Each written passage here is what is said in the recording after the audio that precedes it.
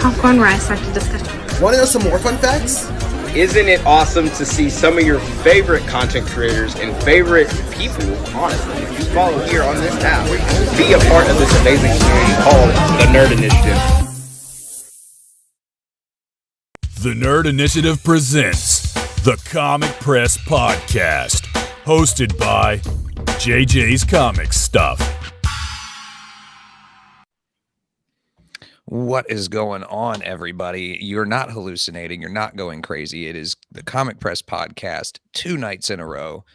Welcome back. My name is Jeremy, as always, your host of the Comic Press Podcast. I'm joined yet again by my guest co-host normally. Last night served as producer for everything, Michael Rothman, co-founder, Nerd Initiative. And we've got a special guest today. Longbox Entertainment from TikTok, from my other show, the Crossover Comics Podcast, from pretty much everything. What is going on, man? What's up, y'all? How y'all doing, man? I'm so glad to be here, man. I'm so happy. We're glad you can make it because you were saying before we started that there was like it was iffy if you were gonna be able to make it because life and work gets in the way. So it's nice to have you there. That is definitely true. I am super busy. Just for like anyone's watching, I am active duty Air Force, so I work. Okay, so yeah. One of the most important jobs out there that can be. Right. You can't really be like, hey man, I gotta go. I gotta do a podcast about comic books.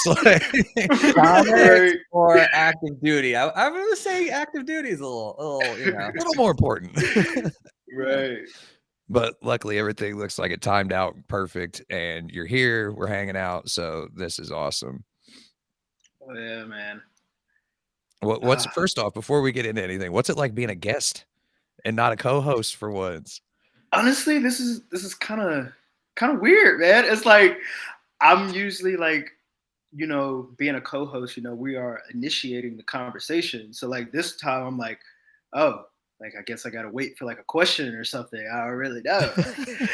Like, I'm on the other side. So it's kind of like I feel like, in comics, you know how we have like the villains that end up becoming like a hero later down the line. It's probably a weird transitional period. So that's how I feel right now. Are you saying you were a villain and you're just now becoming a hero? Maybe so. I don't know. I mean, everyone's a villain in someone's story. So, Hey, that's a fair point, man. Yeah. Well, we like to start off every show getting to know the person that we're talking to a little bit better, especially if our viewers or listeners have not met them yet. So since you are one of the newer members of Nerd Initiative, you're my co-host on another show. What is your nerd origin story for people who do not know you, my friend? All right. So it's actually a crazy little story. I mean, well, not too crazy, I don't think. So it all started when I was a kid, right? And I remember the first 2 VHS tapes that my mother ever bought for me. It was Batman, the 1989 movie with Michael Keaton and Jack Nicholson. Oh. And then the second one was the Superman movie with Christopher Reeve, right? I wore those VHS tapes out. Literally, I probably broke them, honestly, how much I played them. So Batman and Superman, those were my guys, even to this day, And I remember the first movie I saw in theaters was Spider-Man, the first Tobey Maguire Spider-Man movie. And I remember just being blown away, like, oh my gosh, this dude is like, flipping off of buildings and spinning webs and stuff. I'm like, oh, this guy is cool, And that's how I really started. I always used to watch like the cartoons and stuff growing up. But then it's when I got to middle school, I want to say, I started getting into the comics. So I remember I had like a couple single issues, here and there that my mom would buy for me. But I never had like a complete story that I read. So my school library actually had graphic novels. And Oh, this blew my mind. Yes, blew my mind. I was like, oh, wow, okay. And I checked out these 3 books. One was Superman Birthright. The second was The Dark Knight Returns. And then the third, it was Ultimate Spider-Man. It was like volume 1 of Ultimate Spider-Man. What you talk about getting spoiled right out the gate? That's a great library. Wait. Dude. Wait, I got completely screwed over. I didn't have a library that had like Ultimate Spider-Man or like The Dark Knight Returns. Like, what is going on here? Man, I was like a kid in a candy store, honestly.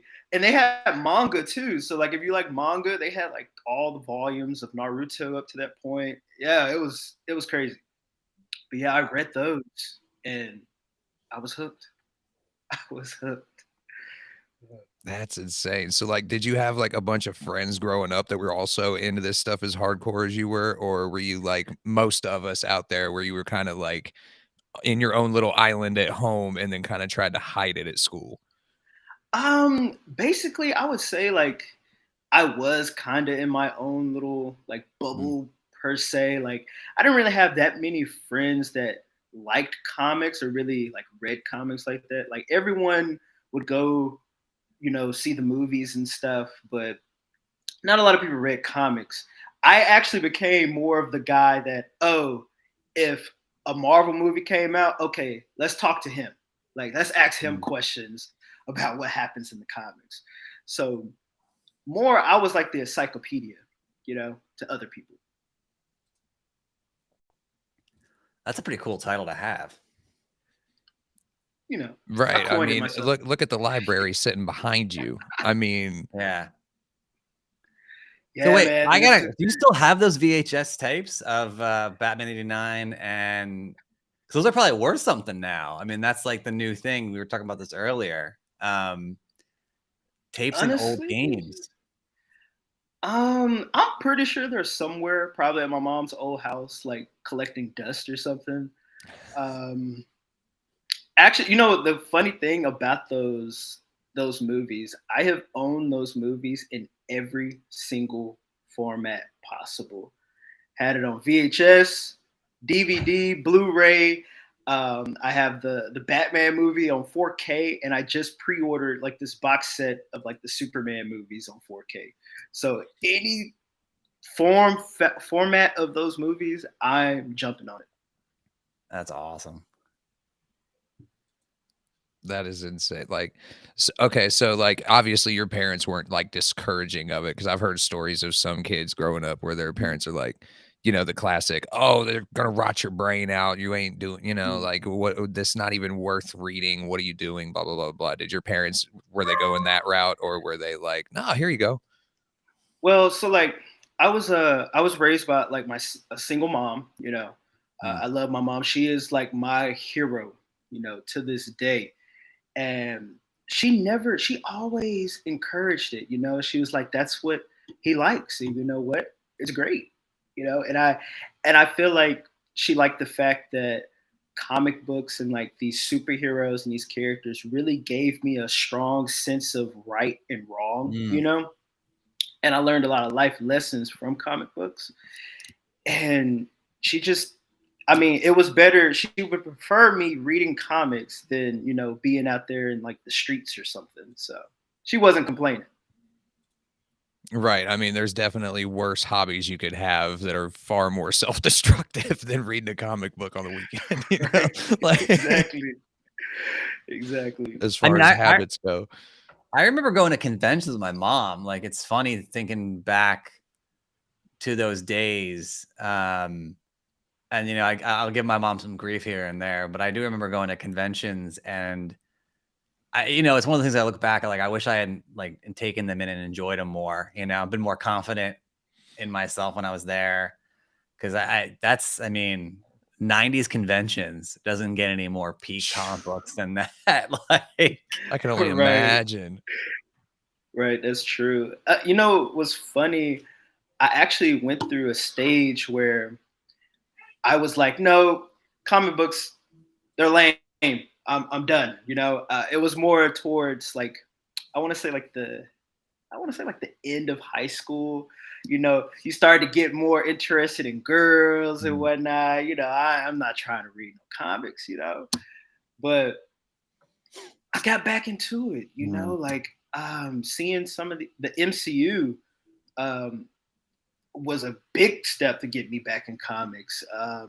Movies like I think it was like the Dark Knight Rises that came out like right before I went to high school. And I was like, you know what? I miss this stuff. Let me start reading some more. And getting on YouTube, hearing about all these stories. I'm like, I want to read this myself. During like Christmas, I would ask my mom, I'd be like, hey, I want some graphic novels. And then I found about Omnibus, and I just went crazy. Yeah, like I said, as you can see behind you there, for anybody watching the podcast, you've got like the extensive library. I remember there was one time, I forget what it was. I think it was one of our other podcast episodes, and somebody made a comment on something you said about Spawn, saying that you obviously don't read comics. Oh, And that was one of the funniest things I'd ever seen, because I'm like, you obviously don't follow him at all. Yeah. Oh man, yeah. It always gets like I always have those random instances on TikTok, and it's all because I'm giving my honest opinion on things. I never try to like be disrespectful in my opinion. I always try to and be very not like overly critical, but I actually have like some weight with my opinions, at least to myself. Like I've read Spawn, of course. I own like the 4 compendiums. Like I like the character, but Todd McFarlane, he's not the best writer. That's all. Yeah. It's pretty to look at. Yeah, great artwork. Very great. But the writing isn't always there. Yeah, I think my opinion. When it comes to comics, I think that it's one of those mediums where there is a ton of ownership, whether it's real or imagined, like from the fans, and they definitely, and Star Wars is up there too, and they definitely get like very much like defensive. If it's not, I remember when Dawn of Justice came out, I was working professionally and I gave it a bad review, and the hate that came my way, even though it was like widely not the most loved movie or whatever. And I remember that, and it just, again, like, to each his own. No one should ever feel, bad about liking or disliking something, but there definitely needs to be, it's good that you're saying your opinions and your educated opinions too, because if people are afraid to do that, then that's a major problem, to say like, oh, I don't like this, or I do like this, or this is what I like and don't like. So I'm glad that you're giving your like unvarnished truth about what you think about some of these comics. That's what, if we lose that, we're in trouble. Right, exactly. And I get it. I definitely get it. We form attachments to these characters. I hate to say it, but like, I think I know Superman and Batman more than I know some of my family members. Like, to be honest, How's that for honesty? Right. I'm sorry if you're watching this, the Longbox family. I'm sorry, but so good. It's like, I get it, but there's certain things that people are gonna like that you don't like, and there's certain things that you like that people aren't gonna like, and that's perfectly fine. Yeah. Well said. Well, speaking of attachments, not only do we end up with attachments to characters in comic books as fans, we also end up attached to the writers of some of our favorite stories, and then we end up following the writers. So that begs up the next question, next segment of the show. Who is your favorite comic book writer? Now, for me, this changes constantly. Like, this is an ever evolving list of my favorite writers. So since you're the guest goes first. Who is your favorite writer, and like why? What is it about their writing that actually gets you? So just like you, I want to say, like, sometimes this changes all the time, but I would say one writer that I can always depend on, and that is Mark Waid. Mark Waid is just that Yeah. guy. I haven't read anything from Mark Waid that I didn't like. And similar to like other great comic writers, I like to put Mark Waid up there with like Kurt Busiek.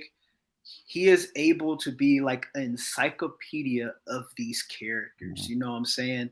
Like any character Mark Waid writes, I'm like, he got it. He know their whole history. Like I know it. And he never let me down. Never. No, that's awesome. Like Mark Waid, like I just showed in the picture, he worked on Kingdom Come, he's worked on The Flash, he's worked on Daredevil, he's worked on Spider-Man, he's worked on pretty much everybody. Mm-hmm. And like you said, I have never read anything from him that I disliked. Didn't he also do Deadpool Kills the Marvel Universe too? He was part of that, I think. Was he on that one? I think he was. I think so, because I think I have I say that because I think I have a graphic novel over there, and every day I walk by it and it's got his name on it. So I think I want to say I think he was involved in it somehow. Well, if he did, it was awesome because Mark Waid is the GOAT. The fact that I feel like all of Mark Waid's writing, it's very new reader friendly too. That's one thing I like about Mark Waid. Like the fact you can jump straight into his Flash run, not even know who Wally West is, but you will develop appreciation and a love for Wally West. And then by the end of it, you'll be like, dang, I know Wally West like he's my brother. Yeah, he's really good at like showcasing the backstories of characters at the beginning of his runs. He's very good at catching everybody up to what they should, at least the basics of what they should understand going into it. He's so good. Like the only thing by Mark Waid I haven't read, and I hope people in the comments don't do me dirty, okay? And that is his Daredevil run. I haven't read his Daredevil run yet. I've heard great things. I have the 2 omnibuses. I just haven't got a chance to crack them open. But I will one day, I promise. I was like, because that's the main run that I always hear get suggested. Every time is the Daredevil run. For JJ, don't be afraid with welcome hero Feces Face. We're glad to have you here, and I saw his comment came up. Yeah, like hey, the name threw me off a little bit. The name is so good, but definitely want to welcome him and say hi. Obviously. I love that kind of stuff. It's so great. Hey, you gotta love the live broadcast, man. So much fun. Right. Thanks. I see my boy Loco. What's up, man? Yeah, we got a whole bunch of people coming in here.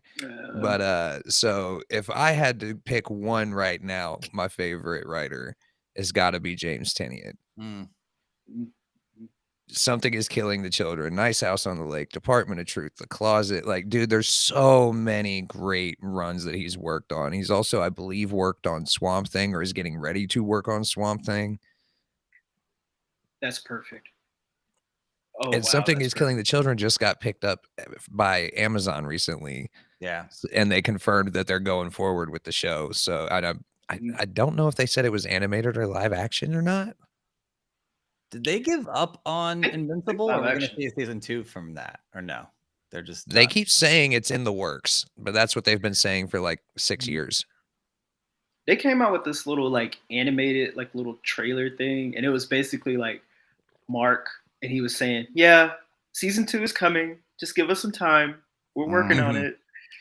But yeah, but anyway, back to Something is Killing the Children. JJ, I just want to say thank you so much for putting me on. Did you finally start reading it? Great.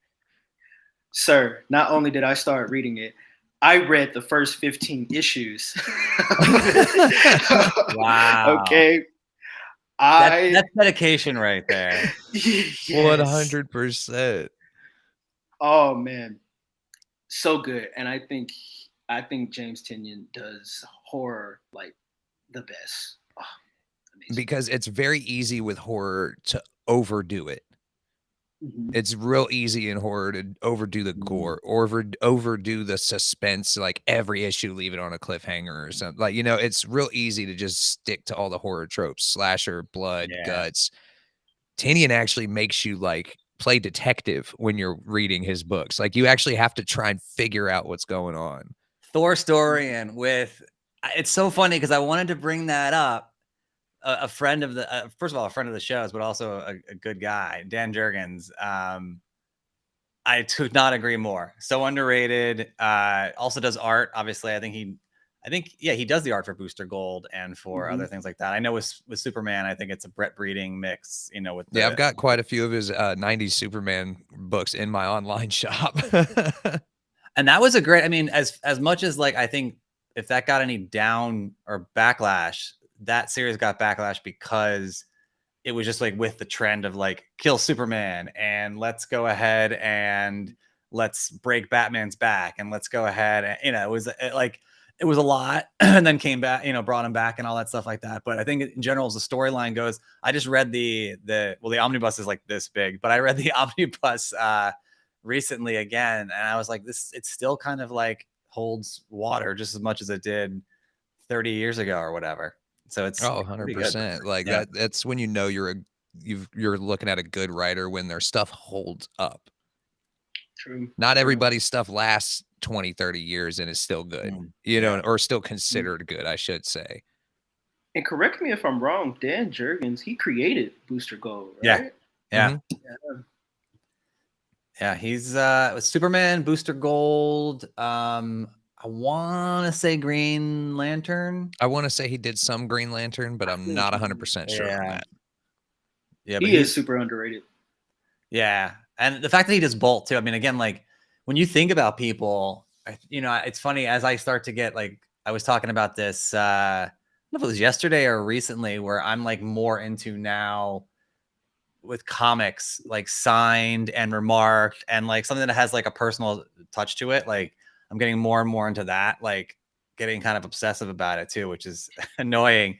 But like you start to see the real distinction between, so CGC just announced a signing with David Michelin, and like he's a straight writer, and he wrote Spider-Man for a long time, but it's also like when you're looking to get like a book signed, he's attached to every single Spider-Man book from like the mid 90s or early 90s, like from Venom to Carnage to like, and so it's like, what like it's tough. And then when you have what Longbox was saying earlier, someone like Todd McFarlane, who is known for his art, but then does both, whether does it well or not, is a second topic. But I think it is the dual threats are, you start to reel when you see like the names and like the my words are not working today, but when you see like the what's the word, the signature. Yeah, or just like you see like the with the masthead, you see like the on the first page where it's like writer, story, inker, that kind of stuff. Yeah. It's very, very much specialized, right? And so I think those guys that can do both and do it well, hats off to those guys. It doesn't happen all the time. So yeah, 100%. Well, I did also ask this question to a bunch of people on Twitter and TikTok and all those other places, and we got a couple really unexpected responses. Like, for instance, Sam Keith. We've got one person that said Amanda Connor. Good one. She's goated. And I mean, some more expected ones were like Ed Brubaker. Right here, Vectorverse said Brian K. Vaughan. So I mean, it's crazy to me to see how many different. Donny Cates is pretty great. Yeah, I mean, like, and I expected to see more Donny Cates. Yeah, right? And then you've got people who just can't make up their minds, like Hillbilly. Of course, Jeff Johns, Mark Waid, Jonathan Hickman. I will say I love Jeff Johns' Flashpoint run. Love Flashpoint. Yes, it's so good. Yeah, I mean, it's so good. They've done it to death at this point, right? Like we're gonna get the live action. There's a bunch of animated features. They've done it on the show on CW. They've done, it's been done because it's so interesting, right? Like it changes everything, and you don't often see that. Donny Cates is famous for doing that, like completely shifting what you know about a character or think about a character. And so, yeah, I think I do like Jeff Johns as well, even though he was working on the DC EU for a while, and that didn't work out. He came on, I think, around Dawn of Justice. Yeah.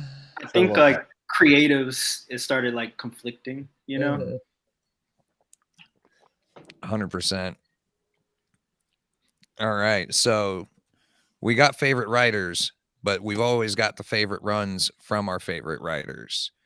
So starting off with our actual, like, top favorite writer right now, Mark Waid, you gave me, I believe it was Superman Birthright. Tell us why you picked this one. Oh man. All right.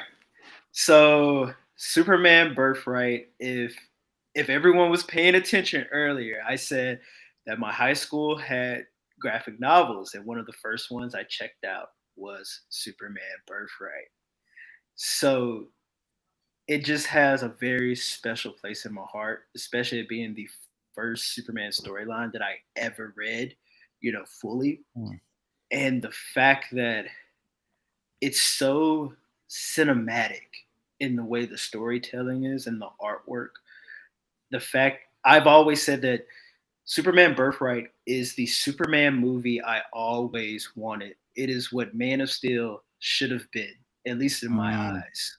The fact you have such hope in this character, and I always feel like a good Superman story should always leave you hopeful at the end, and I get this out of Superman Birthright. And even though it's a retelling of the origin, it's been done to death, my ad.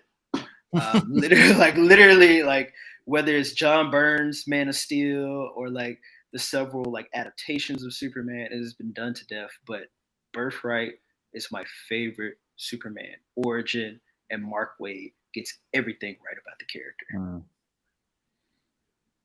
That's awesome. That's another one to add to my Superman list, because Longbox I was an anti-Superman person for so long. I did not like the character. I thought he was completely ridiculously overpowered. I thought that was stupid.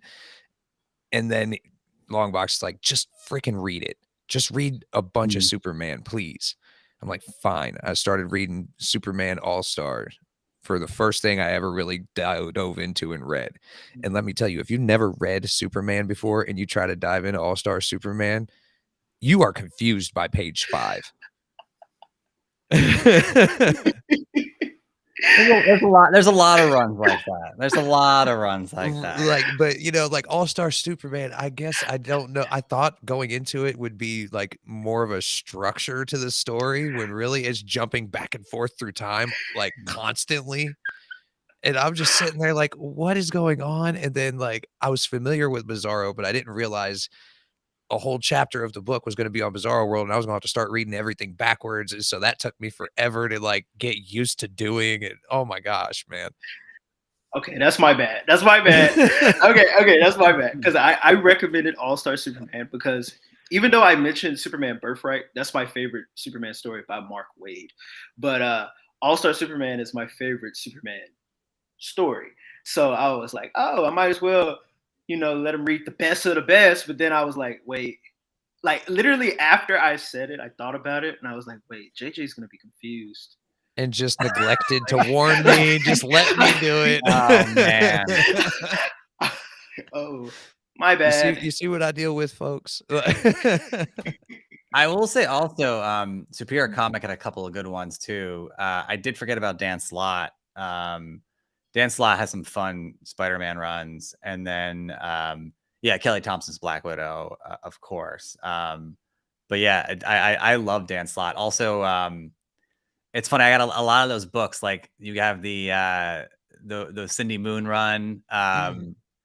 What's the alternate name for that arc? I should just like look around behind me and see what it's like. But yeah, that's a great run, and then also just some of Slott's like classic, continuity runs too. So that's a good one too. And then we've already mentioned my favorite thing from Tinian so far, and that is Something is Killing the Children. Like, There's a reason I talk about this series so dang much. It's just so freaking good. For those of you who've never read it, it follows this girl named Erica Slaughter, and she's a member of basically the secret order of monster hunters, for lack of a better way of explaining it. And she has to go to this little small town because there's been a monster sighting, and it goes way more off the rails than it was supposed to, and it just gets worse and worse and worse throughout this. It's so good though. If you like horror and suspense, that's definitely something to check out. It's gonna make for I mean, a great it took me forever, Amazon but I series. convinced Longbox to read it. So Oh, it's good. It's good. Like I've always, I used to see like pictures like on social media of like cosplayers cosplaying as Erica, right? So I've always seen that, and I always wondered about the little bandana thing that they wear. And then after I read it, I was like, "Yep, I can see why people would want to cosplay as Erica. She's awesome." oh dude, she's such a good character. Oh yeah. Yeah. Oh, man. That's gonna be. I mean, I'm gonna go on a limb here. That's gonna be a success on Prime for sure. Oh, that's gonna be 100%. Even though right up the alley I'm with you. sure I'm already expecting, like, the typical stuff you see on social media. People are gonna be like, "Oh, it was mid. It wasn't as good as I expected. It was either too gory or not gory enough, or like it's somebody's gonna have something to say, I'm Yeah. sure." True. But People need to learn to have fun again. if you're a real fan and you look at the fact that the creators of the book are executive producers on the show, then you should have a little more faith. Yeah. Facts. Speaking of Amazon, I want to throw someone in here that I didn't throw before. Charles Soule. Oh, so good. Yeah. Another friend of I discovered him through 8 Billion Genies. Yeah, but I worked with him as far as like doing a show on his Darth Vader run, which it was funny because it's so weird looking back, like reading these books when they were new and fresh. And then like I remember when was it Kirak Infala, like the one who Vader has to kill and then does kill and takes the Kyber crystal to create his Sith lightsaber. And that was like the first time that they filled in so many amazing Star Wars stories that we didn't know, like in between, like Vader knowing about Luke before A New Hope, and how he has to like make a Kyber crystal bleed to like turn it, all these like crazy stories. And what a run. And then also Daredevil, his Daredevil run is epic too. So that's another one that just popped into my mind that I was like, gotta put Charles Soule in there. I mean, and again, like Amazon, I think 8 Billion Genies is going to be on Amazon, right? That's I believe that's who picked it up. At least that's been the rumor. I don't know if anything's been 100% confirmed on it yet, but he's confirmed it. I just didn't know if it was Amazon. I always get them mixed up. He definitely NYCC, he confirmed it. Like okay, gotcha. We actually spoke to him and he was like, "Oh yeah, Amazon." And that's right. I watched that interview. Yeah, and he was also that's offensive, JJ. No, but he also how many interviews I watch a day, man? He was a consultant on She-Hulk too, because he obviously, I mean, he's a lawyer by trade, like he used to be. I don't think he practices law anymore, but so he's got like such a crazy background. So yeah, that's so cool. It's so cool seeing the types of people that end up in the comic industry. Yeah. Like Tom King. Tom King used to be Special Forces. Yeah. Oh wow. Which is crazy. Yeah. He was like part of like the CIA or something. That's cool. So you got people like those two, and then on the other side of things, you've got people making comic books like Amelia Clark. You've got like Keanu Reeves is doing anime and manga. Like Keanu can do no wrong. I mean, I agree. That's another out there who is just a treasure, a treasure of all treasures. Keanu is, man, he's too good of a human being for Hollywood. He's amazing. What was the movie he was in where he made fun of himself? Man, I think it was with Ali Wong and the guy from Fresh Off the Boat, and then Keanu Reeves came in there, and it was a couple years ago, and he basically just spoofed himself, and he was like so serious. It's just a great. I wish we had a clip. It's great. They're eating dinner, and like I guess it's one of those places where they blindfold you to eat, so you're supposed to have like the sensory like excitement. And I know what you were talking about. Yeah, it's a great scene, and Keanu's like he's classic Keanu. He's like, oh, it's like the earth, and it rides through your loins, and like just whatever Keanu you get picture Keanu saying like. I'm an FBI agent. And so it's just Keanu's the best, man. He's just I love him to death. It's great. He is. All right, so next up for Longbox, we've got Jeff Johns, Justice Society of America. What made you go with this one? Okay, so everyone has one story that they at least love by Jeff Johns. You know, Jeff Johns is one of those modern writers that, for the most part, he knows how to write comics. He gets stuff right. But out of all his big runs, you know, from Green Lantern to Flash to all this different stuff, JSA has just spoke to me. I don't know what it is about that book. I just love it. I read this whole run in the 3 omnibuses that are out. And actually, earlier, towards the end of last year, earlier this year, I reread those 3 omnibuses because I just love them so much. And Johns, he just knows how to make you nostalgic for stuff that you weren't even alive for. like literally, why do I feel like I've known Jay Garrick and Alan Scott and I don't know, Mr. Terrific, you know, for the most part, for the general audience, these are obscure characters, you know, but he made me love them and build up a connection. And I feel like Jeff Johns is truly his best work, and not a lot of people talk about it. I want to throw a random one in there. Okay. I was just looking up. If you saw me like distracted, I was looking up like how many issues he did right. So here's one that's like Captain Obvious, but I just think it is like the blossoming of Marvel Comics in its heyday. I'm gonna go with a little guy named Stan Lee for his Fantastic Four run, and I'm not saying I don't want to say first like 10 issues. I want to say because I think I'm reading. He wrote 102 issues, so I'm guessing probably like around the first 100.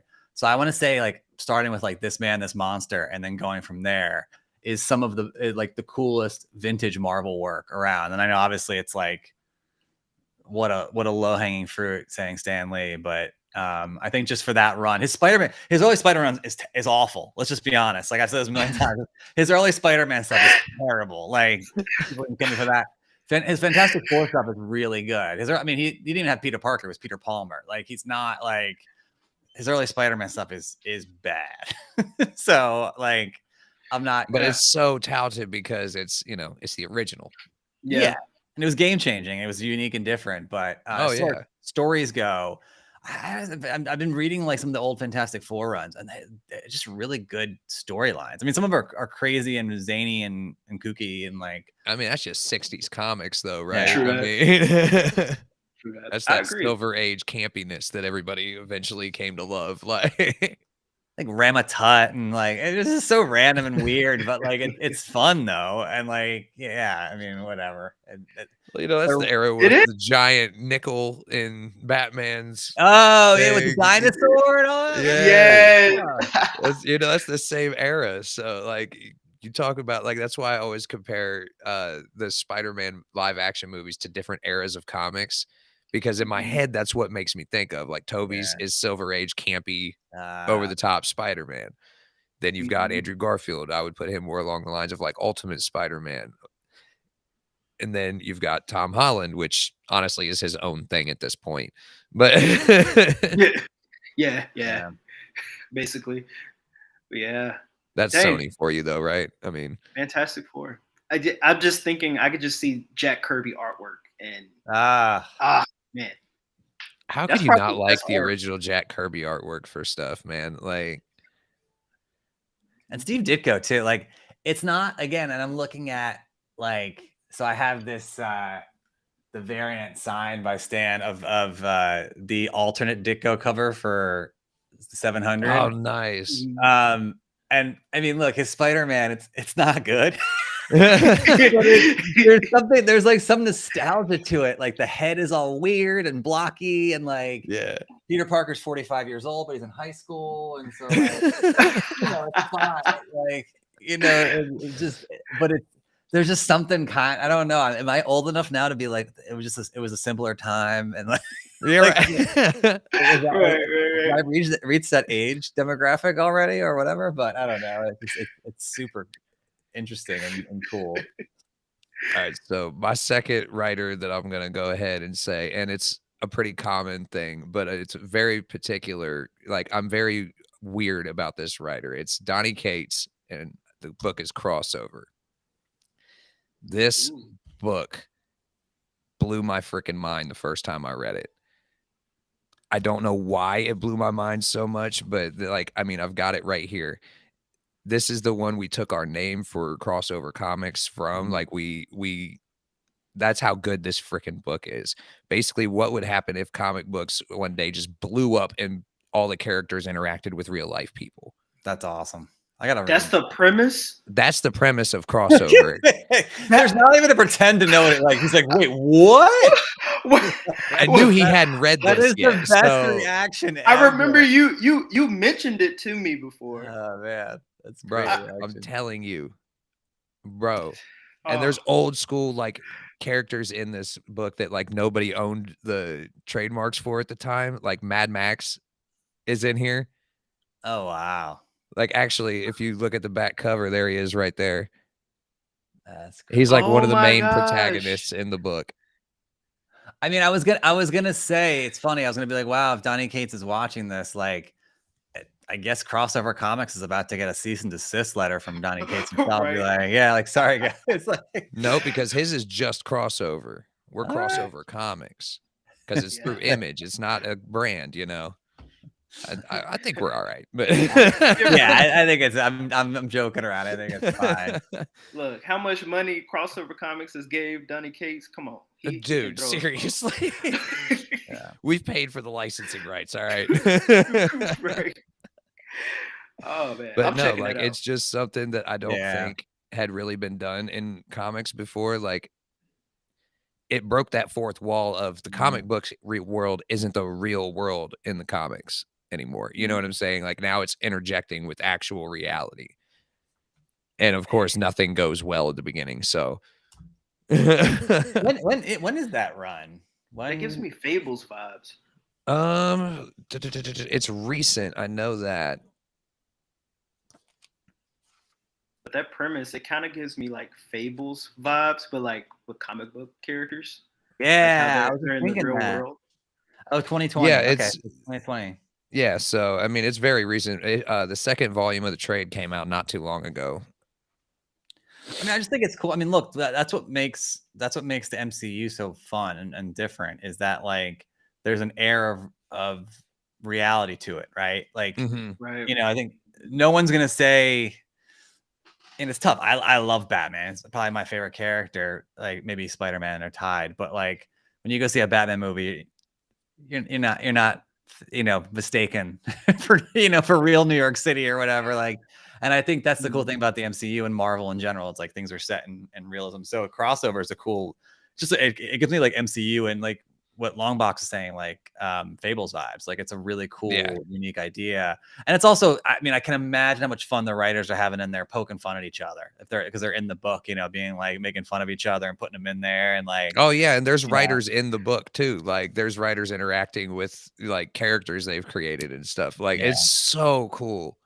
JJ, why you never told me about this? But and then like at the same time, it's dealing with like major social issues because they're basically treating the comic book characters as illegal aliens.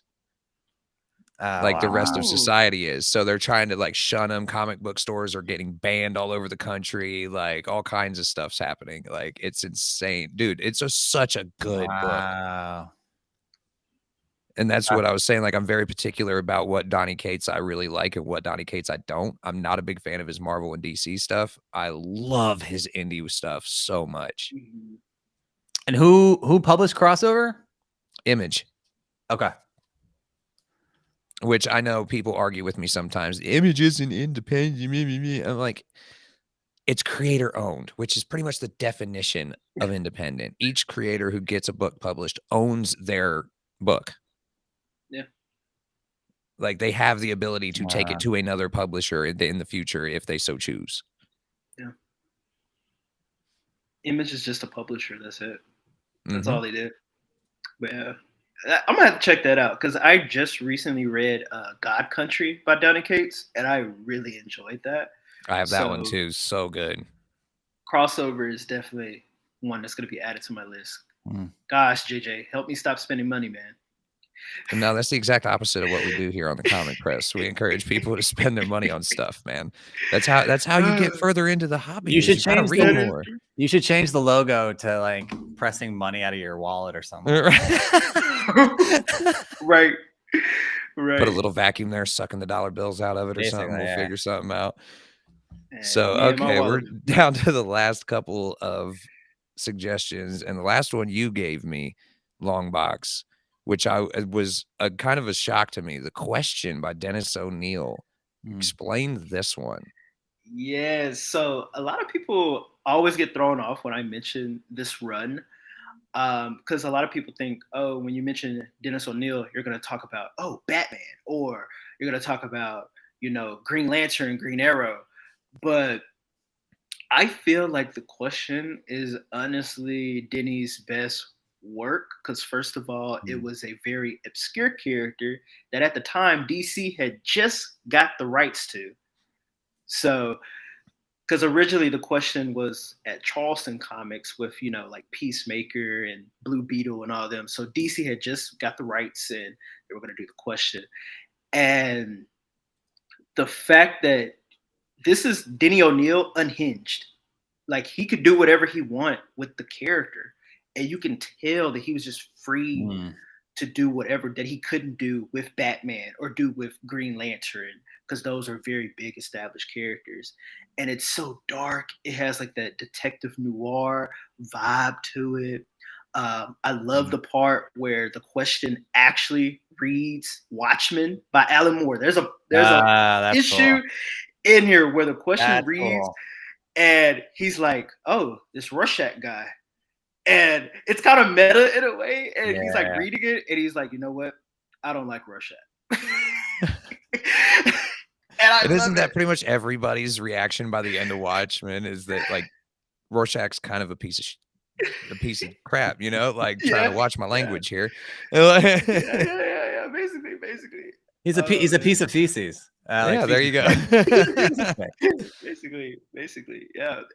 I just love it. It made me fall in love with this character that I never thought that I would like, and it's just good. I think people should just read it. I love the social political messages that it has in it as well, and I hope that doesn't turn off people because I know some people don't like when comics talk about politics and stuff, but I think comics should talk about real world things, I mean, when talked about politics and stuff and social issues, though? I mean, haven't they kind of always tackled that kind of stuff from the beginning?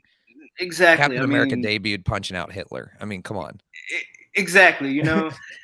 But another thing I do want to plug is like the artwork on this run is by Dennis Cohen, and Dennis Cohen is very famous for his Milestone comics, like Hardware. He worked on Hardware. We were talking about this. Yeah. I think he also worked on Icon as well. But yeah, Dennis Cohen, he actually co-founded Milestone. So this is some of his early work that you get to see. And that's cool. Blows me away. I got one last ad.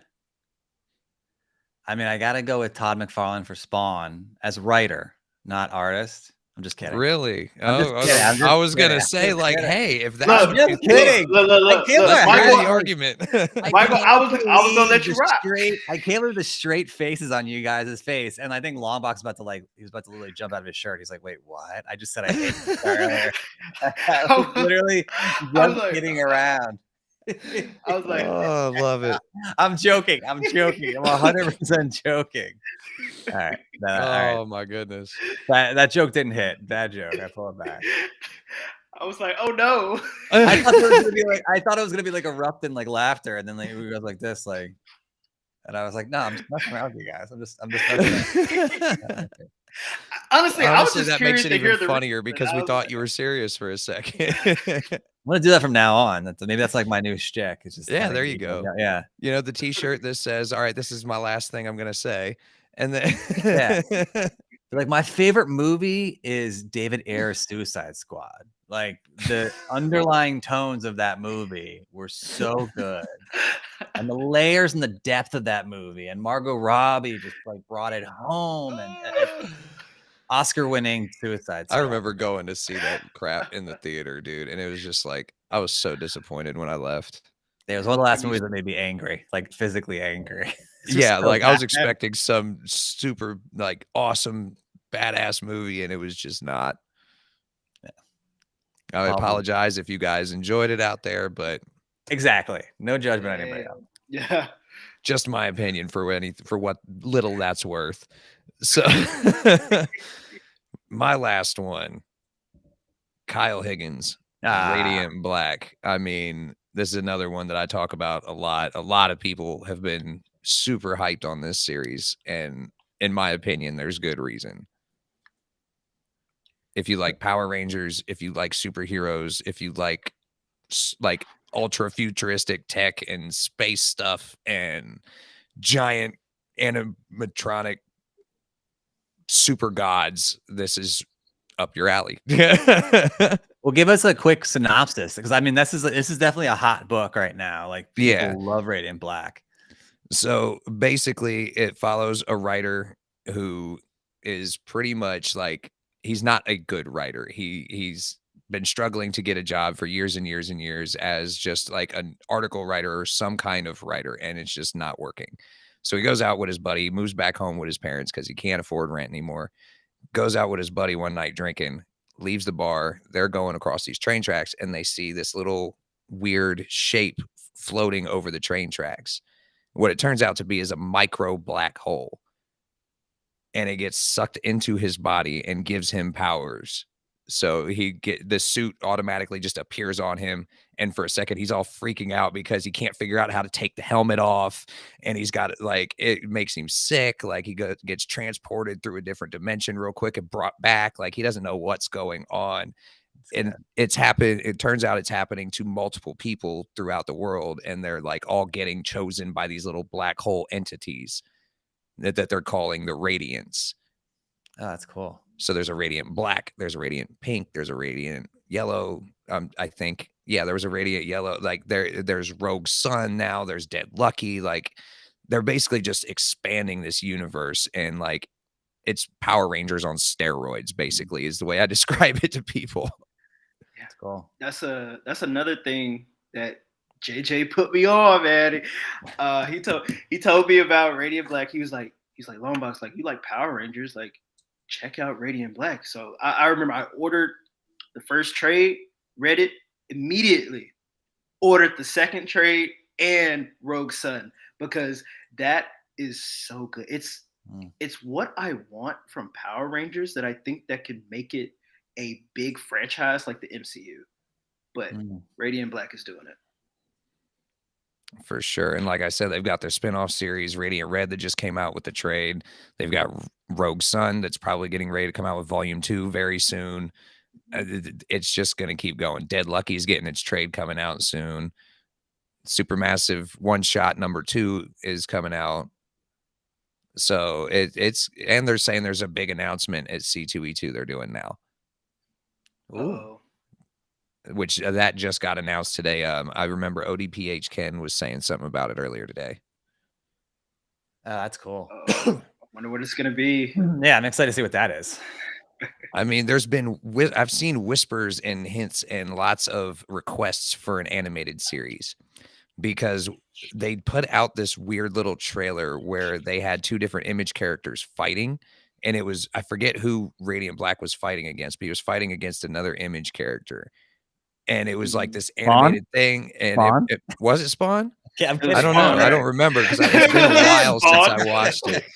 But it made people really, really want a show. Like I remember when it came out, there was a lot of buzz just because all it was a little scene they made. Like I don't think it was meant to be anything, but now there's all kinds of whispers like, oh, there's some big announcement coming up. Oh, they're talking about wanting to do a show. Oh, they're talking about this and that and the other.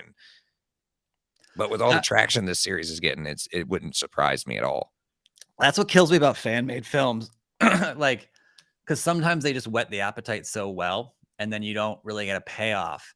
Like I remember like Star Wars has a lot of those, and there was what I want to see with Star Wars is the Old Republic, like the original Jedi. And like, I definitely want to see my man Keanu as like Darth Revan and stuff like that. Yeah. Like, yes. And like I remember there was it was a really, really well done. There's a couple of them out there. I mean, there's a lot, a couple. I'm an idiot. There's a lot of them out there. But there was one that was really good that like, I don't know if they did a deep fake with Keanu's face or whatever, but it was like a 5-minute thing. And it was so like epic. And it was so riveting about like the Old Republic and the Jedi and and then I think it was not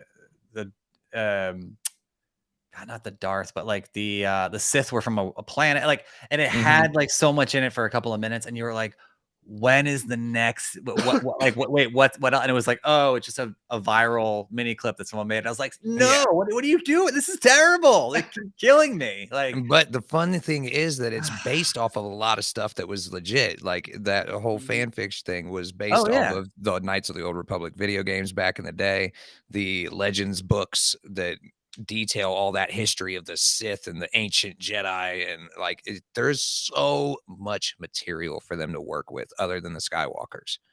I don't understand when it comes to that stuff. I don't understand, like, for those who don't know, and like we've talked about this in the past.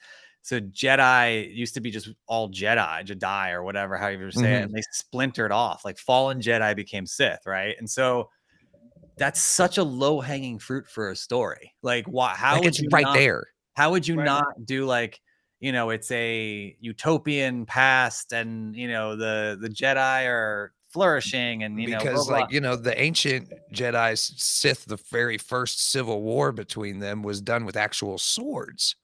Oh, that's cool. I didn't infused with force energy. It wasn't lightsabers yet because they hadn't developed those yet. That's super cool. We need to see that. And that's just random lore that Disney has just said none of Legends is real now. None of Legends is canon. None of it is continuity. So it's all just, you know. And speaking of that, that's one thing that I'm honestly upset about, that none of the Legends continuity is canon anymore, because I really love how, you know, especially with Luke and how he was building up his own Jedi Order, and he realized that it was his attachments, his relationships with people is what made him stronger. Like, he actually learned from the mistakes of the past Jedi Order, and that's something like and was I really wanted to see. Yes, and was exactly. But hey, the mouse is gonna do what the mouse is gonna do. Yeah, we'll see what happens with that. Well, I think we're all out of stuff to talk about on here for now, guys. Longbox, make sure we got to tell everybody, where can they find you? What are you working on? Where can they get a hold of you online? Oh yeah, so you can find me on TikTok, Longbox_entertainment on TikTok. Also, I have a Instagram as well, same name. I'm actually starting to post a lot more on my Instagram. You're getting more of like a kind of like comic book reviews kind of on my Instagram. So that's what I like to do. And on my TikTok, you know, I'm just talking about anything nerdy. Like JJ said earlier, like, we have a podcast together, Crossover Comics Podcast, which you can find on our YouTube with that. And that's an amazing show. We always have a guest on talking about nerdy stuff or whatever. So yeah, that's about it. Good deal. And Michael, where can they find you at online? I'm everywhere. No, I'm kidding. I mean, basically. Yeah, Superhero Talk on TikTok, and then Michael Rothman on Instagram and other platforms, and really just Nerd Initiative anywhere. That's the main thing for me. That's the biggest thing. But make sure you guys go subscribe to Nerd Initiative, follow us on Instagram, Twitter, YouTube, wherever you can find us, go follow us. We're always trying to put out good, positive content, and I think we're doing a pretty good job of that so far. So, Most def. and of course, I'm Jeremy, aka JJ's Comic Stuff. You can find me on TikTok, Twitter, Instagram, YouTube, everywhere. Here, Crossover Comics, MySpace. You never know. I might still have a page on there from back in high school. So my name on Instagram is Comic Tom 101. Check me out. It's shout out to Comic Tom. They were guests on the show last night. All right. Well, next time, or my words are getting jumbled here. I've been talking too much today. Same guys. Same bad channel, same bad time. Right, exactly. There you go. Next week, same time, or not next week, 2 weeks from now, same time, 6 p.m. Check us out everywhere and be safe, be kind, take it easy, guys. I'm tired. Peace. Be safe, be kind. Make sure to rewind.